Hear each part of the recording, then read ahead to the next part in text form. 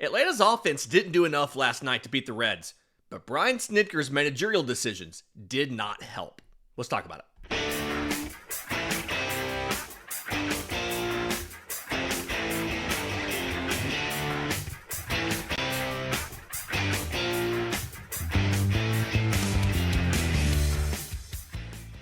Yes, welcome on in to Braves Today for Thursday, May 8th. Your source of news, notes, and updates on your Atlanta Braves. I'm your host, Lindsay Crosby. You can follow me on social media at Crosby Baseball. You can follow the show on X, Braves_Today. We have a Facebook page and an Instagram as well. And you can find all of my written work, bravestoday.com. That's the Braves Today Substack, as this is both a podcast and a newsletter. Another day where there's a newsletter that we're not going to cover here on the show, talking about Daysabel Hernandez and what he needs to do to be the closer of the future for the Atlanta Braves and take over for Raisel Iglesias if the Braves don't re-sign him. So go check that out. Again, bravestoday.com, free or paid, helps us out a ton over there. I want to get to tonight's matchups. Pitcher Schwellenbach versus Nick Lodolo. I want to get to some of what Michael Harris has been working on offensively and why things aren't as bad as maybe they appear with Michael Harris at the plate, and also the prospects of maybe Eli White taking some of that playing time. But first, we've got to talk about last night's game. Okay.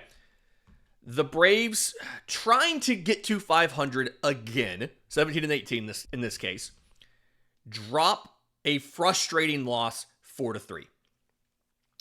And as a whole, the offense did not do enough. Atlanta has 6 hits. In those 6 hits, they go 1 for 4 with runners in scoring position. They leave 4 on base. They only have 1 extra base hit. It's a Drake Baldwin solo shot in the 5th that gets them on the board.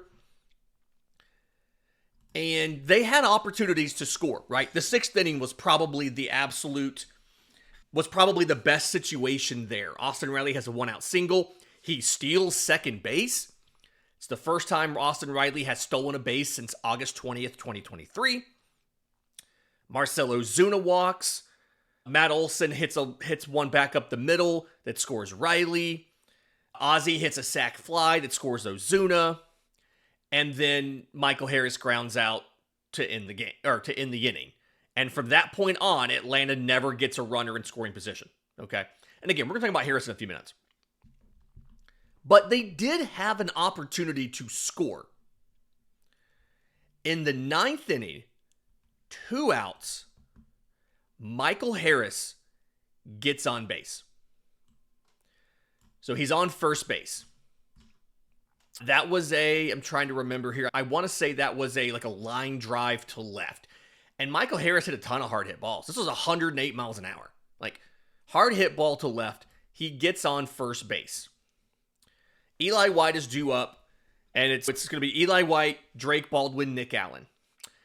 And the pitcher is Emilio Pagan. Brian Snitker goes to a pinch hitter. Already, this is a questionable decision. Okay? Eli White has been playing every day, and he's one of the team's hottest hitters. Batting .303, has an .888 OPS. And Snit said after the game that Pagan has better numbers against righties. And so that's why he wanted to go to a pinch hitter, because Eli White's a righty. And he's right. Pagan is 1 for 29 with 12 strikeouts against righties this year.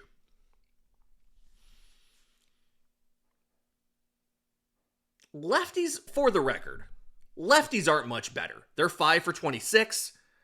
They have 6 strikeouts, but 4 extra base hits, 2 homers. On its face, I understand the idea of I'm going to go to a pinch hitter and go to a lefty. Okay? Here's the issue. The lefty he goes to is Eddie Rosario, who has 7 at-bats on the season entering last night's game. He had not been in an actual game since April 30th, when he went 0 for 3 against the Rockies. He had not gotten a hit. The only hit of his season was April 19th, when he was the DH for a second day for the Dodgers while Shohei Ohtani was on paternity leave. But Snit goes to Eddie Rosario. And the other part of the explanation is he said, I thought maybe Eddie could recreate some old magic. While I disagree with the decision to pinch hit for Eli White, I would rather save a pinch hitter for Nick Allen. At the very least, there is some defending the concept of sending a lefty to the plate to hit off of the righty. The issue is, you can't send that lefty. Eddie Rosario of 2025 is not the Eddie Rosario of 2021 or 2022 or 2023. Again, he has barely played all season. And I know Snit has seen more of him than us. Snit has seen him in BP. Snit has seen him in workouts, in the cages, and all of that. Maybe Eddie's gotten 100 swings in every day off of a track eject machine, and he's specifically hit against Pagan. I don't know that. We don't have any info on that. But while the decision to pinch hit a lefty for a righty, while I think it's misguided, is defensible, pinch hitting Eddie Rosario is a terrible decision that you really can't defend. This is a situation where this reminds me, I put the video on social media last night. This reminds me of the movie Moneyball, when Billy Beane goes into the manager's office and tells the manager, you can't start Pena at first base. Because he wants Hatterberg to play first. Hatterberg has to play first. And the manager gets my lineup card. You're right, it is your lineup card. I'm just telling you, you can't start Pena at first. Because he traded Pena away to make the manager play Hatterberg at first. And that's where, you have to, if you're Alex Anthopoulos, you have to take Eddie Rosario away from Brian Snitker. Don't give him the opportunity to make this decision. Again, I still think Eli White should have taken the at-bat. But if you want to send a pinch hitter up, hoping that they can just run into one, Sean Murphy's right there. He's second on your team in homers. He's been that guy who's just run into one late and gotten you some wins. So again, the mistakes here. 1, the idea of pinch hitting for Eli White, period. 2, doing it with Eddie Rosario instead of Sean Murphy. I do also, and this is, I've struggled with this because I don't know whose fault this is. I'm also a little bit frustrated by Drake Baldwin every time he gets to finally play, batting 8th. I thought his at-bats were very good last night. Atlanta had 5 batted balls over 100 miles an hour. 3 of them were Drake Baldwin's. He gets 2 hits, including the solo shot. And that was I think that was a fastball. What was it? The homer was a slider on the outer third that he goes out and gets and pulls it to right center. His first non-opposite field homer of the year. Drake Baldwin needs to be batting higher than 8th. I don't know if you can put him right behind your big 4, but he needs to be batting higher than 8th. You need to not have Ozzie Albies and Michael Harris back in this lineup, because right now the 2 of them are struggling enough where that hurts you. And we're going to get to Michael Harris in a minute. But Drake Baldwin, when he plays, needs to be higher than that. And somebody, when I talked about all of the pinch hitting stuff last night on social media, somebody pointed out Snit doesn't like using his backup catcher. He pinch hit Drake Baldwin on Tuesday night. And it worked. Baldwin being on deck is what got Fairchild safe at home. We talked about this yesterday, signaling the thing. It's just Snitz was married to the idea, 1, I got to get a lefty in there to face a righty. And then 2, Eddie Rosario I'm remembering the player he used to be, and I want to see if he can recapture some of that old magic. And Eddie Rosario is not that guy anymore. And honestly, I've talked about this before on multiple different media appearances, podcasts, and all of that. The decision's good or bad whether or not it works out. Like, whether or not it works out, this is still a bad decision. Even if Eddie Rosario does run into one, it's still not a fundamentally sound decision to take the guy who's barely played and has not been good in multiple seasons over the guy that is in there every day and is hot right now. But it also didn't work out. Now, I don't know if Eli White would have gotten a hit. I would have felt better about the guy batting 300 having an opportunity over the guy who literally has not had a hit in 3 weeks and has not taken an official at-bat in a game in the month of May. Frustrating. In just a minute, let's get to this Michael Harris stuff because he's trying to fix his offense, but there is definitely a time frame where I think it needs to be done before he starts losing playing time. We'll do that next, right here on Braves Today. But first, today's episode is brought to you by our friends at Chinook Seedery. You've heard me talk about them literally every day now at this point. The absolute best blend of sunflower seeds on the market. 8 flavors: original, lemon pepper, jalapeno ranch, parmesan and pepper, cinnamon toast, dill pickle, hatch chili, smokehouse barbecue. Good stuff, okay? Go to ChinookSeedery.com, ChinookSeedery.com.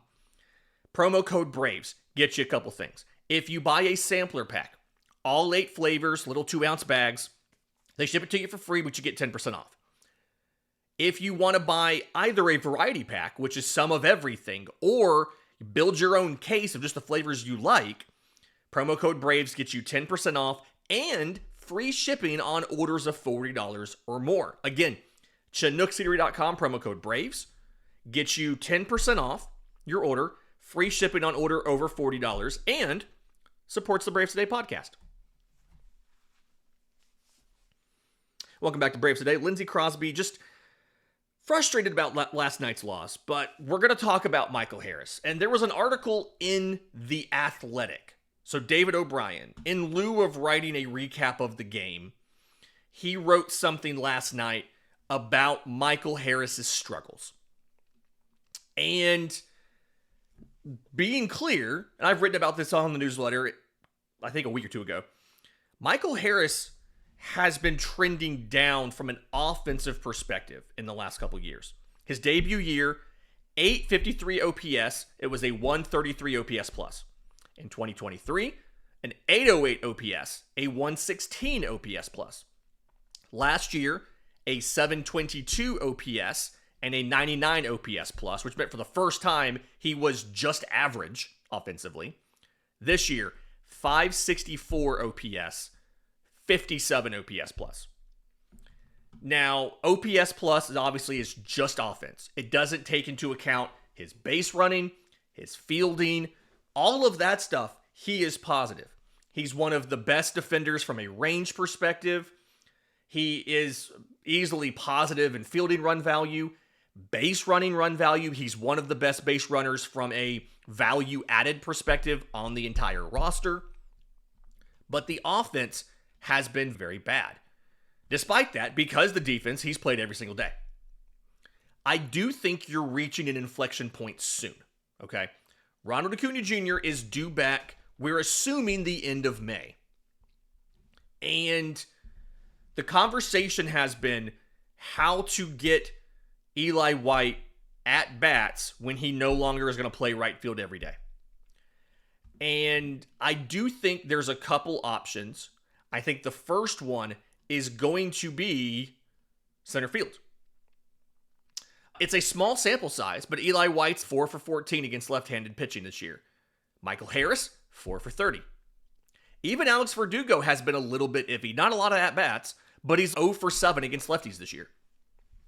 And so it is possible between center field, maybe a little bit of left field. I don't really want to take Verdugo out of the lineup, but some center field work, maybe some second base work, maybe some shortstop work. You can find a way to get Eli White in the lineup 3 to 4 days a week. If he continues to be hot and other guys are not, we saw this last year. They will go with the hot hand. Jared Kelenic barely played over the final 2 months of the year because Ramon Laureano was playing so well, he was in the lineup every day. Now, Ronald Acuna Jr. is not going to get benched like that. But if Eli White has a couple starts in center field and he's hitting really well, it does feel like Snit may just continue to play him as long as he's hot. I don't want Eli White to come out of the lineup. Speaking of managerial decisions, I do think asking Eli White to bunt last night was dumb. I should have mentioned that in the first segment. We're talking about Snit, but I disagree with that decision. He's been hitting so well. I know he can bunt, and he's very fast, but let him swing the bat. He's been swinging the bat very well. But Michael Harris has been working on his offense prior to the games with the hitting coaches. And we talked the other day about how Michael Harris is not hitting the ball as hard. I feel like in the month of May, he's been hitting the ball harder than he was in the month of March and April, because those are together in StatCast. He already has 3 batted balls of 110 mile an hour or harder this month. He had 6 all of last month, and today's only the 8th. So he has been hitting the ball a little bit harder. And Harris talked to David O'Brien of The Athletic and talked about some of the struggles he's been having. Quote, the other day, I had balls 110 and 112 that I got outs on. And I wrote a thing up over at Braves Today. Michael Harris leads the team in batted ball outs of 110 miles an hour or harder. I think he has 5 now. Maybe it's either 5 or 6. So I felt like I'm still finding ways to get a barrel to it, but there's been some I just clipped and just missed. So that's why I've been working this past week on being in a good position to hit and timing. That's all it really ever is with hitters. As long as you're on time, you can make the right move to a ball. But if you're off time just a little bit, the results don't show. It's been better aside from the first 2 at-bats, and he's talking about Tuesday in that situation. I was just a little tense, and the next 2, I just had to relax. He struck out twice to open Tuesday's game. He did better after that. He's been working with the hitting coaches before regular batting practice. And Snit talked about they'll go and they'll do early hitting in the cages before the team comes out for batting practice. He's putting a lot of work in. They've been making adjustments. And he's optimistic that it's going to get better. And to his credit, Michael acknowledged that while he's not been good enough, that he also has to understand it's like there's other ways he can get on, like he can contribute offensively to the team. And he said that in there. Quote, if I beat out the double play ground ball and I can steal second, somebody can get a hit and I score. There's different ways to impact the game. It's not just always getting the hit. It's really just doing the little things, hustling, putting pressure on the other team. That's something we've talked about, I feel like, for the entire season now, is getting balls in play, being a threat to run, making opposing defenses execute defensive plays, even when you put the ball in play. Rather than striking out, put the ball in play. And then when you get on the base paths, threatening to steal. That's why adding Eli White and Nick Allen has been so good for this team, because there's so many more guys that you have to respect on the base paths. You may not be worried about Nick Allen, like you're not obsessed with stopping Nick Allen from stealing, but you are cognizant that he can do it. You're not worried about Orlando Arcia stealing a base. That's one of the adjustments and the changes that I think has helped this lineup be better, this offense be, or have the potential to be better, is that.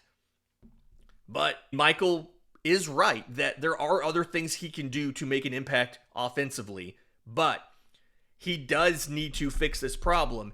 And it does feel like, outside of that Tuesday, those early at-bats Tuesday, it does feel like he's had better at-bats recently. There is some hope here that he's starting to come out of this.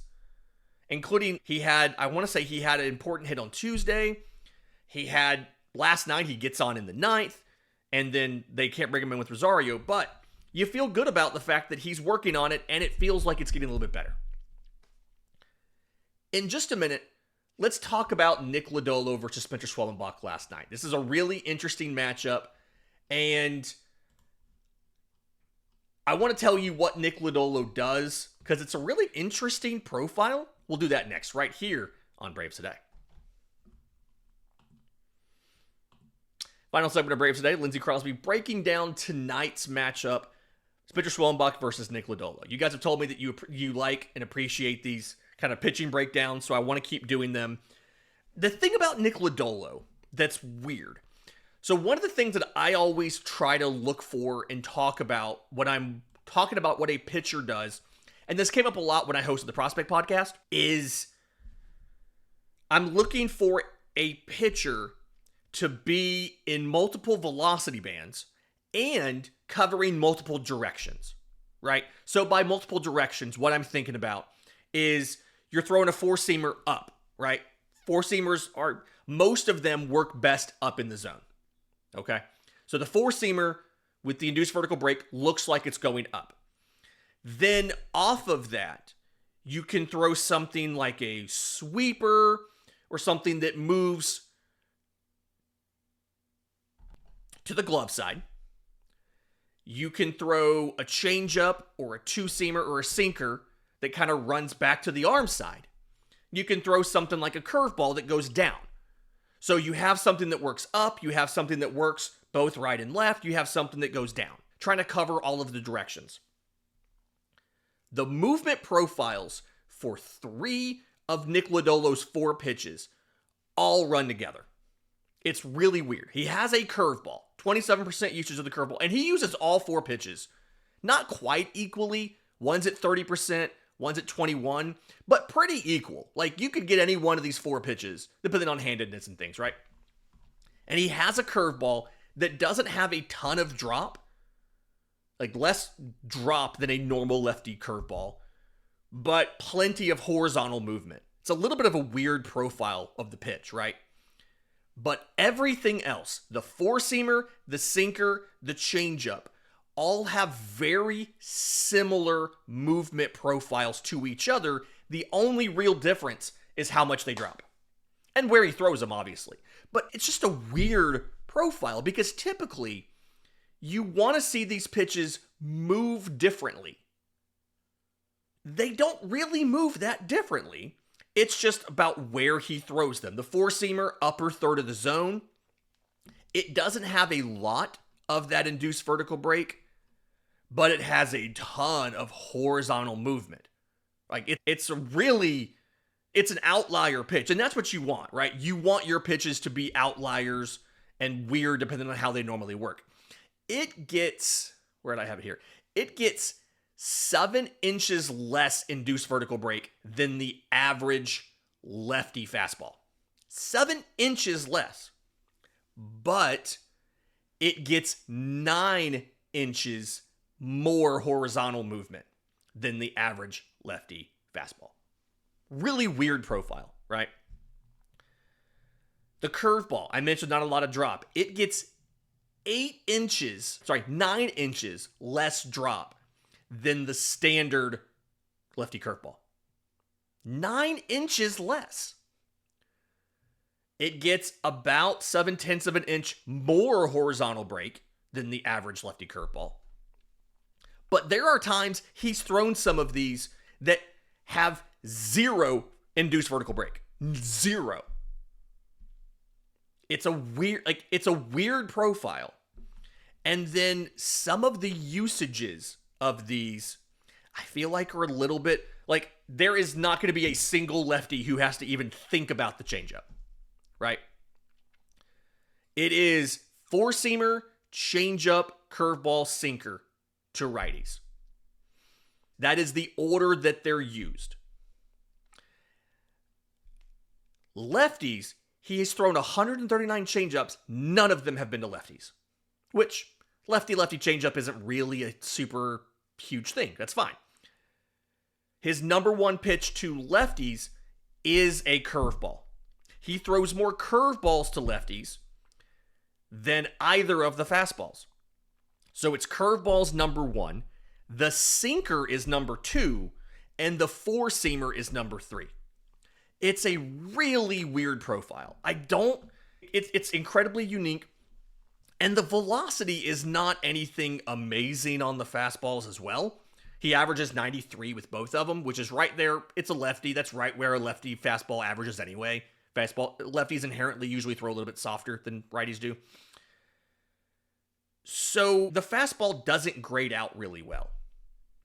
The changeup by far has been his best pitch this year, but again, lefties will not see one. If he throws a lefty changeup tonight, it'll be the first time he's thrown a lefty changeup all year.